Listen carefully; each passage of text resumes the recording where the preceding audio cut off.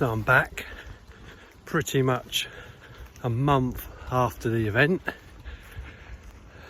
I'm here and I'm back on the towpath, just reminiscing a section of the canal. Just going to do a bit of a how's it finish off with 15 miles to go, I think it was, to get into Birmingham.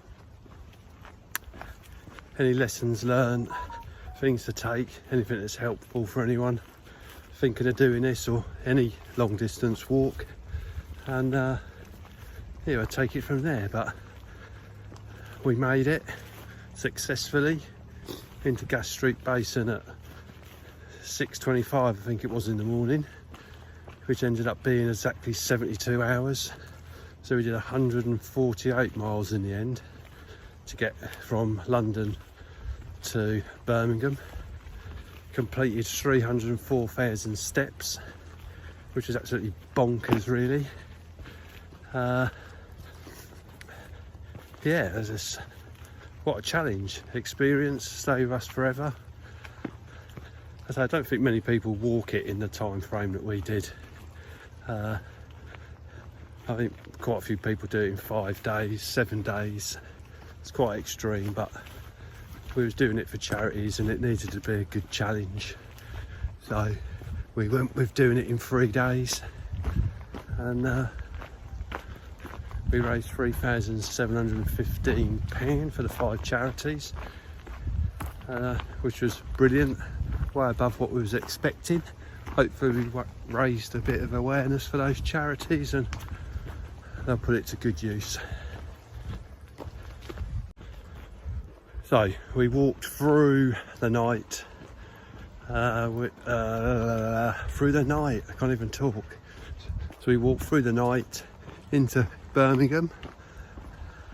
Interesting, couldn't see anything, no landmarks, so couldn't tell you what we walked through, walked past, walked by, whatever, but we did it. Biggest thing about walking through the night and fatigue was my brain kept switching off, blanking out all the time. And the only thing, it was a defining moment really, because when we stopped somewhere near Lapworth and Tony got us a McDonald's, had a quarter pounder meal and some chicken nuggets, which I couldn't eat at the time, but I decided to take them with me. Those beauties, they were horrible cold, but they kept me awake, and I nibbled on 8 chicken nuggets, which got me through the night and kept me alive. I swear by it, because of the action of eating stopped my brain from blanking out, and I had to concentrate on something else. So I literally nibbled on those chicken nuggets like a little hamster. Little nibble, drink, and that's basically how I kept going through the night. Pace slowed up loads, so we probably went to about 2.5 miles an hour, 2.8. But by that time we'd done 125 miles, I think, 130 miles. We weren't stopping. We weren't gonna not do that challenge. We put a lot of effort, preparation into that. My feet were absolutely pounding by this stage, bringing tears to your eyes, I'm not afraid to say it. You swear at yourself, dust yourself down, stop, regain your thoughts, go again. One of the worst surfaces to walk on. There's a couple of bridges that have got like slip rails on them. That's the only way I can describe them. They've got bricks. There's very small gaps between them. Trying to navigate them with the balls of your feet absolutely pounding was eventful. Some might say torturous, but yeah. But we done it. Pain was there to trick you, get you to stop. It ain't working on me. So, but it didn't work on me. So that was a key learning point, was how to stay awake while being fatigued and carrying on with a challenge. definitely. Another defining moment was about 9:30 before it got dark.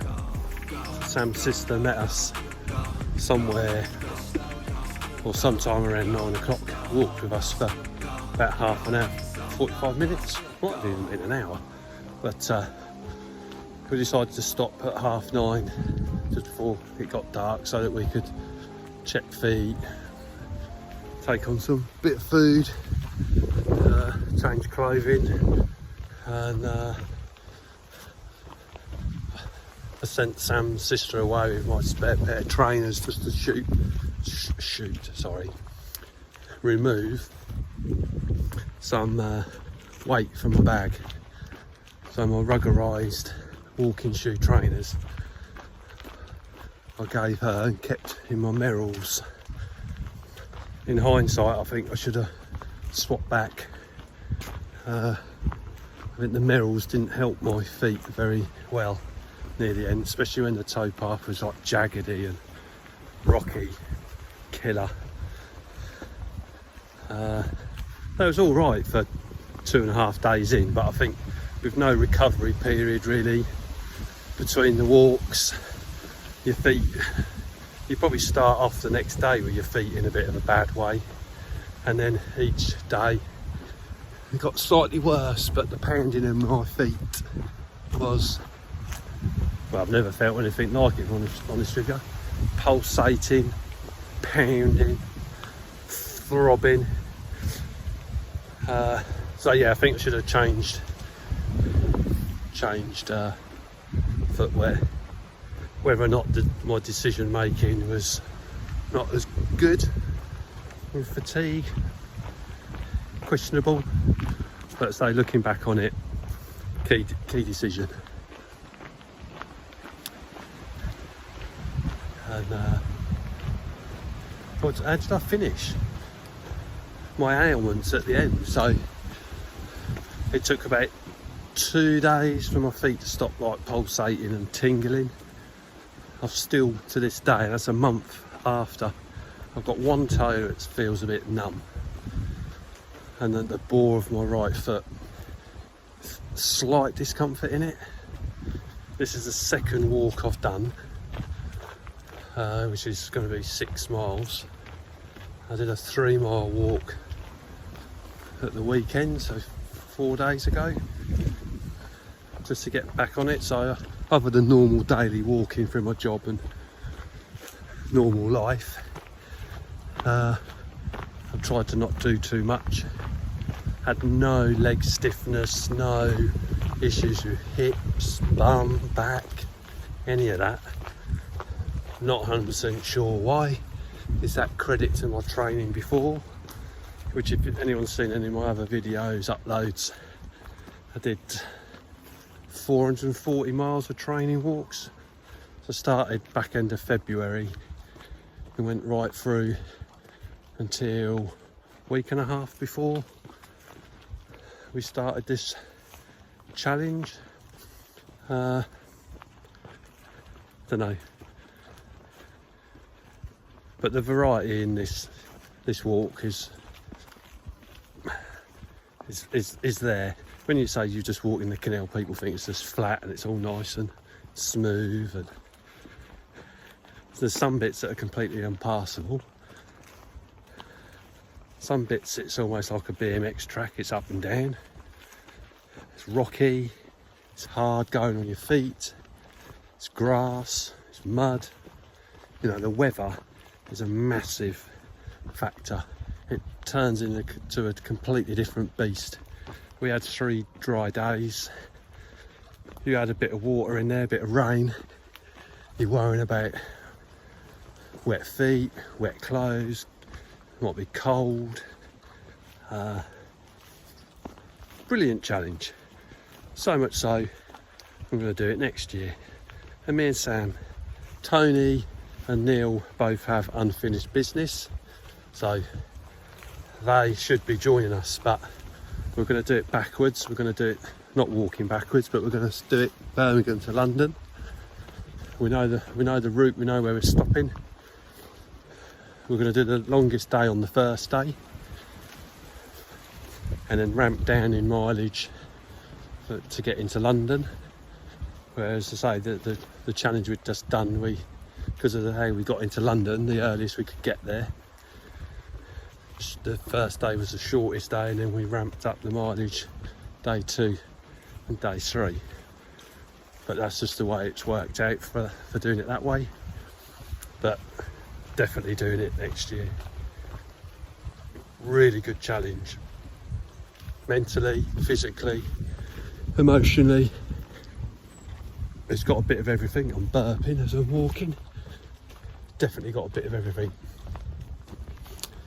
Fuel and feeding, drinking is a key thing. And I say, each time you do a long walk, you should be learning and addressing some of these to the next time. You can't be prepared for everything, but you've got to be prepped as best you can. Try and deal with any issues, adapt to them, come through them. But there's plenty of variety in this challenge. Water's critical.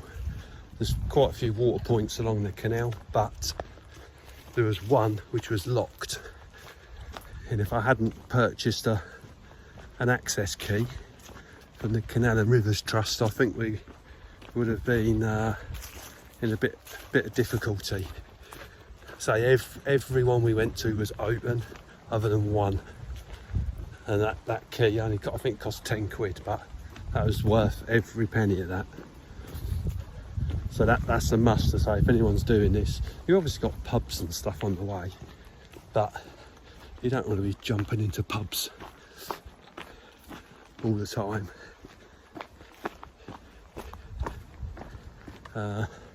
So yeah, definitely worth getting an access key, because you can get access to the toilets as well,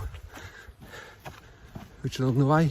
The undergrowth, by the way, is nuts how quickly it's grown in a month. And again, that puts a complete different challenge on it. I mean, I'm stooping quite a bit to get through this bit, but there's about a foot of growth on some of this. Some places in June we struggle to get through then.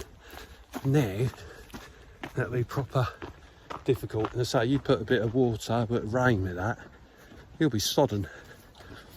So yeah.